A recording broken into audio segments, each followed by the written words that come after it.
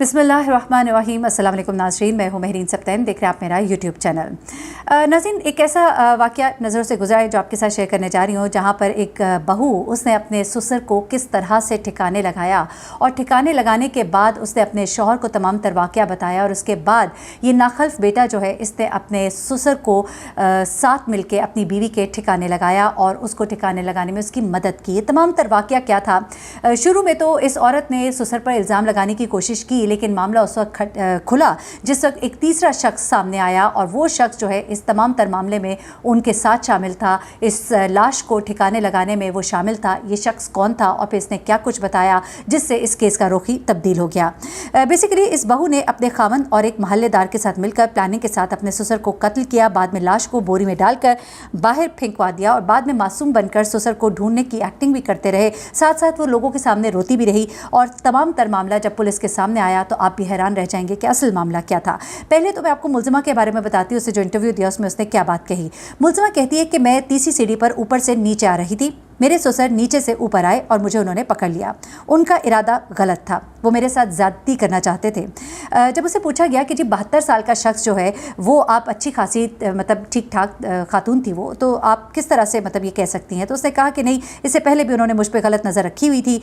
उस दिन मैं बहुत तंग आई हुई थी और मैंने सोचा था कि अब अगर इन्होंने कुछ किया तो मैं इनको मज़ा चखाऊंगी। वो कहती है कि मैंने छुड़ाने की कोशिश की, मैंने उन्हें धक्का दिया, उन्होंने मेरा बाजू पकड़ लिया, मैंने नीचे पड़ा डंडा उठाया और उनके सर पर दे मारा, जिसके बाद वो नीचे सीढ़ियों पर आकर गिर गए। जब वो नीचे गिरे तो उनका खून बहना शुरू हो गया। मैंने उनका साफा लेकर उनका सर जो है से बांध दिया ताकि उनका खून रुक जाए। मैंने उन्हें हिलाने की बहुत कोशिश की, यानी कि इसने ये शो करने की कोशिश की कि मैं बहुत मासूम थी और ये सब कुछ हुआ। अव्वल तो लोग यही सोचते रहे और जहाँ जहाँ उसने ये वाक़या बताया पुलिस में तो यही लगा कि गालबन ऐसा ही हुआ होगा और औरत ने अपनी इज्जत बचाने के लिए तमाम तर किया। लेकिन आप हैरान रह जाएंगे कि बाद में तमाम तर मामला निकला क्या। अच्छा, वो कहती है मैंने उन्हें हिलाया जुलाया, वो नहीं हिले, पानी मुँह में डाला लेकिन वो नहीं उठे। अच्छा, फिर वो कहती है कि वो इस की हरकतें पहले भी करते रहे थे, मैं डर के मारे नहीं बताया करती थी, हमारे घर झगड़ा ना हो इस वजह से मैं चुप रहती थी। कत्ल के वक्त दोपहर का 1 बज रहा था, शौहर रात को 8 बजे घर आए, मैंने उनके पाँव पकड़ लिए और उनके सामने मैं गिड़गिड़ाई। फिर वो कहती है कि मैंने शौहर को बताया कि अब्बू ऐसे करने लगे थे और मुझसे उनका कत्ल हो गया गलती से।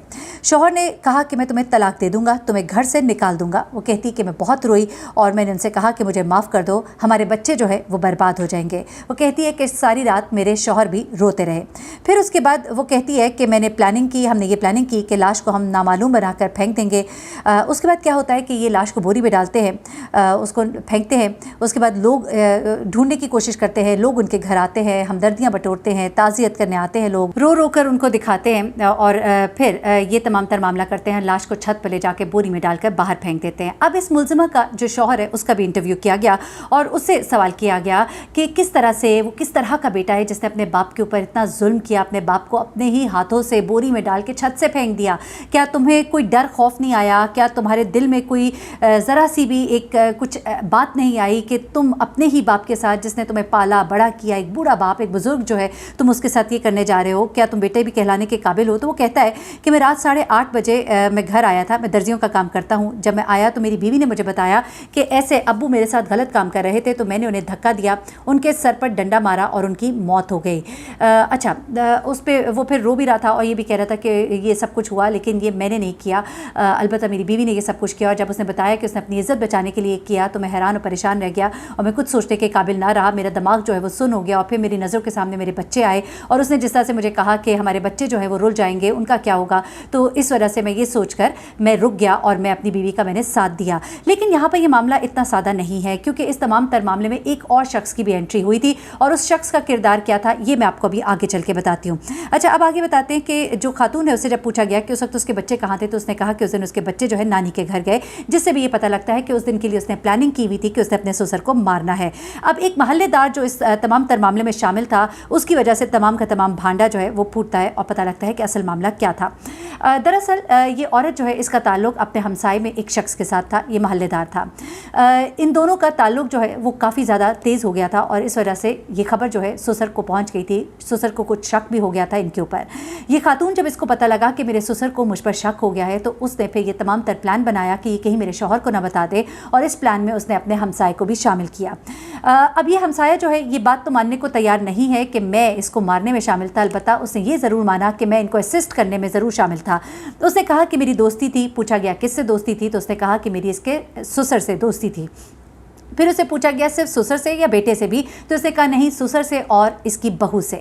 जब इसे पूछा गया कि किस तरह की दोस्ती थी, तो फिर उसने आखिरकार पुलिस को बताया कि हमारा आपस में चक्कर चल रहा था और इसके ससुर को ये तमाम तर बात पता लग गई थी, लेकिन मैं इस कत्ल में बिल्कुल भी शामिल नहीं हूँ. मुझे तो बाद में पता लगा कि सब माजरा हो गया है. इसने जब मुझसे मदद मांगी तो फिर मैंने इसकी मदद की और इस मदद करने में इसका शौहर भी साथ शामिल था.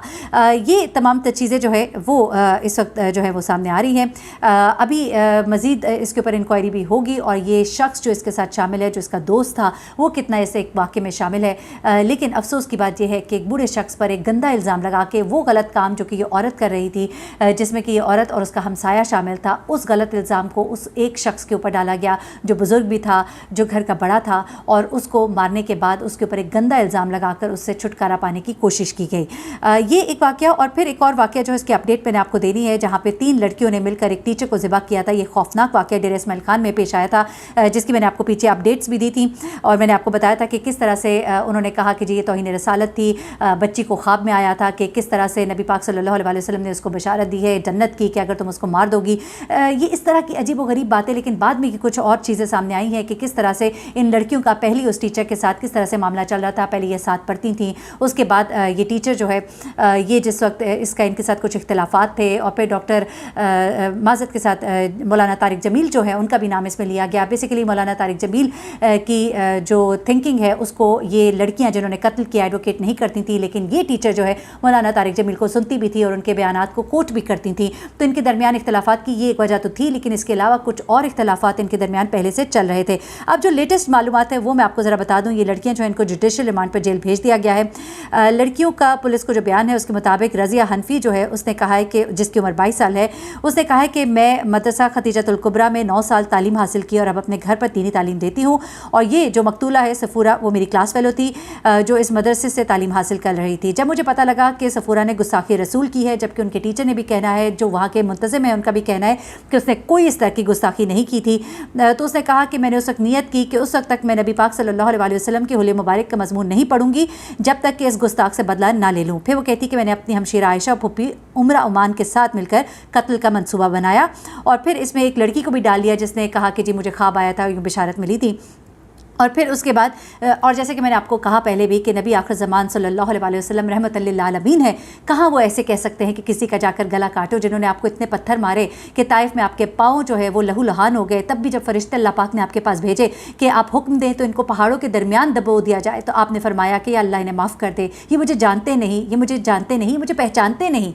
तो नबी रहमत सल्लल्लाहु अलैहि वसल्लम तो रहमतुल लिल आलमीन है, वो किस तरह से इस तरह की बिशारतें इनको दे सकते हैं. और देखिए किस तरह से इन नामों को इस्तेमाल किया जाता है, इस्लाम के तशख़्ख़ुस को किस तरह से मस्क किया जाता है. फिर वो कहती है कि मैंने अच्छा अब वो किस तरह से कत्ल किया ये भी इसने बताया. इंतहाई तकलीफ दे बयान है. उसने कहा कि मैंने और मेरी फुप्पो ने उसे पकड़ा और बैठने के लिए कहा, मैंने उसका गला दबाया, फिर जब वो गिर गई तो मैंने उसका बुरका हटाकर उसका गला छुरी से काट दिया. गला मैंने इसलिए काटा क्योंकि मेरी कज़न को ख्वाब में हुज़ूर अकरम सल्लल्लाहु अलैहि वसल्लम का हुक्म हुआ था कि मैं इसका गला काटूँ. और इस वक़्त के बाद हम तीनों घर चले गए और फिर घर पर पुलिस आई और हमें गिरफ्तार कर लिया. मैंने अपनी छुरी पुलिस के हवाले की. दौरान वक़्वा मेरे बुरका और चादर पर मकतूला का खून भी लगा और वो भी पुलिस के पास ही है.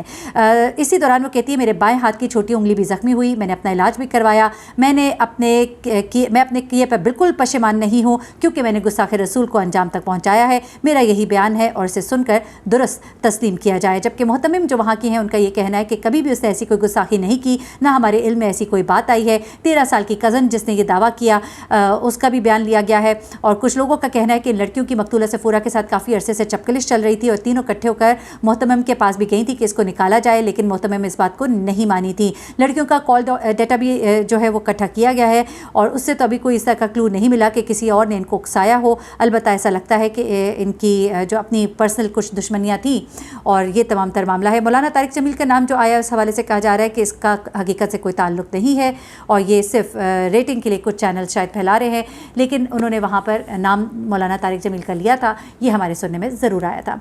मज़ीद जो अपडेट होंगी इस केस में मैं आपको आगाह करती रहूँगी. अपना बहुत ख्याल रखिएगा, अपनी दुआ में मुझे भी याद रखिएगा. अल्लाह हाफ़िज़.